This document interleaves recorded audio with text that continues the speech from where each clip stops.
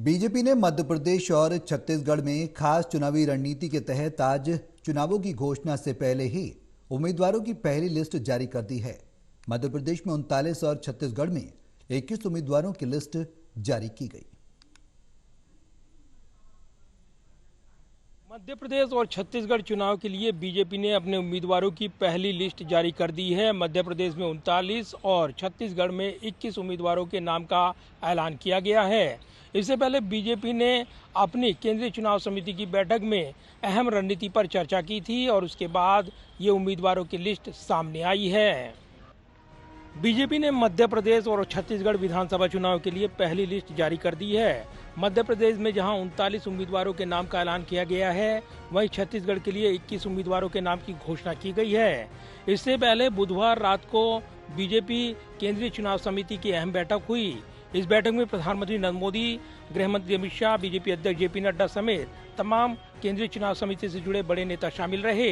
इसके अलावा प्रदेश के नेता भी इस बैठक में शामिल रहे। इस बैठक में मध्य प्रदेश और छत्तीसगढ़ में सी और डी कैटेगरी में सीटों को बांटकर उसके काम करने को लेकर प्लानिंग तैयार की गई थी। जानकारी ये भी मिली कि प्रधानमंत्री मोदी ने कमजोर सीटों पर सबसे ज्यादा फोकस करने की बात कही थी। इनको लेकर कमजोर सीटों पर उम्मीदवारों के नाम का ऐलान जल्द से जल्द किया जाए, इसको लेकर सहमति बनी थी। ऐसे में मध्य प्रदेश और छत्तीसगढ़ में कमजोर सी और डी कैटेगरी सीटों को लेकर विशेष रणनीति बीजेपी ने तैयार की थी और उसी उद्देश्य को पूरा करते हुए बीजेपी ने मध्य प्रदेश और छत्तीसगढ़ में उम्मीदवारों की पहली लिस्ट जारी कर दी है।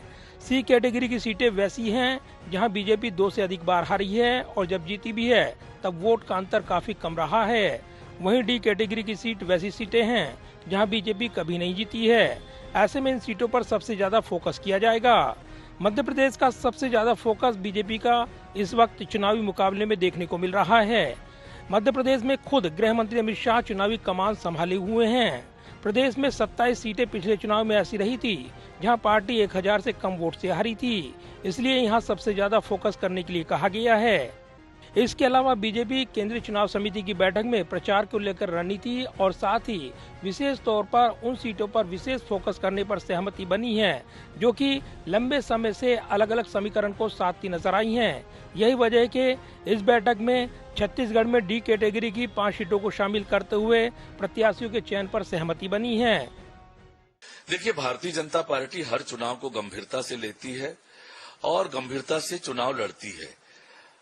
हर चुनाव को चुनौती के रूप में हम लेते हैं और इसलिए केंद्रीय नेतृत्व ने इस बार चुनाव की घोषणा से पहले प्रत्याशी घोषित करने का तय किया ताकि हमारे प्रत्याशियों को अधिक समय मिल सके जनता के बीच जाने का, जनता से आशीर्वाद लेने का, चुनाव प्रचार का, और इसलिए पार्टी ने ये पहले प्रत्याशी घोषित किया है।